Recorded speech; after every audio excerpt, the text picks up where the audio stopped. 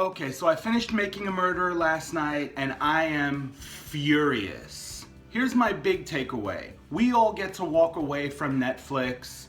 We get to go back to our normal lives, go back to work, go back to a regular sleeping schedule, and go on and talk about it and debate and all that.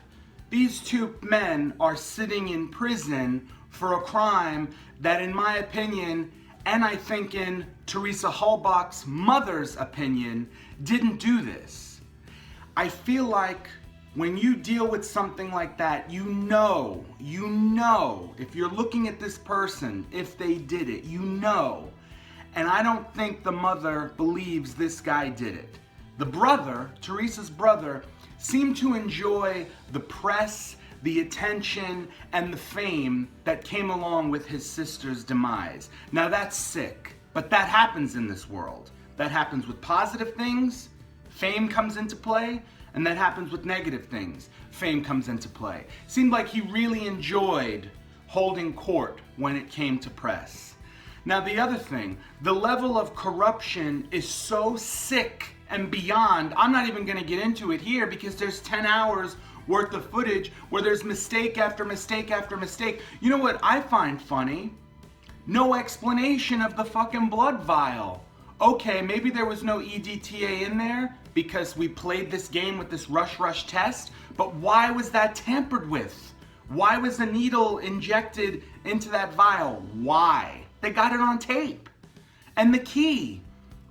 When the officer said, oh, and then when we saw the key, people had been in and out of there dozens of times. Days later, the key appears. We knew not to touch it because we knew that was an important piece of evidence. A car key on a lot with 10,000 broken junk cars, but that key, you knew? What are you, a fucking psychic? Which don't even, that is not a credible thing. Psychics are all so bullshit. Oh, and you know what else I love? How countless people can get sworn in and up on the stand say, oh, well, is that what it says I said back then? Because I don't think I meant that, and I don't think I said that.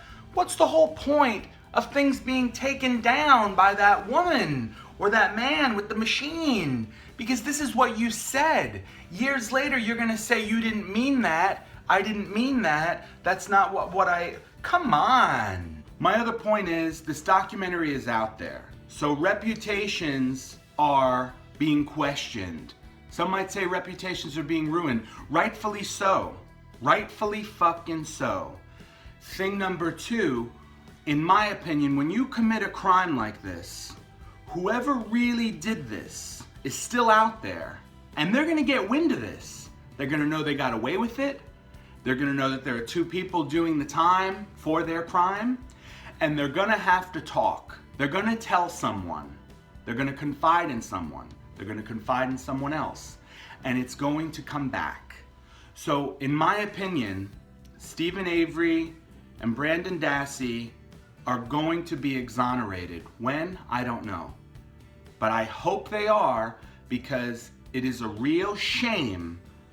Watching this not only broke my heart, it infuriated me and it enraged me, because as they say in the movie, you might never commit a crime or a murder, but you might be accused of one. And if you are, you're gonna need that system on your side.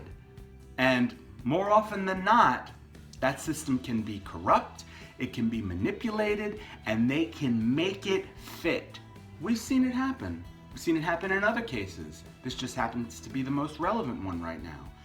Anyway, thanks for watching my video. If you haven't tuned into the show, it's on Netflix. I thought the case happened in Staten Island because it seemed like everybody on social media from my Staten Island friend group was watching it. So I thought the case happened in Staten Island. Anyway, have a great week. Try to have a great week after watching this shit.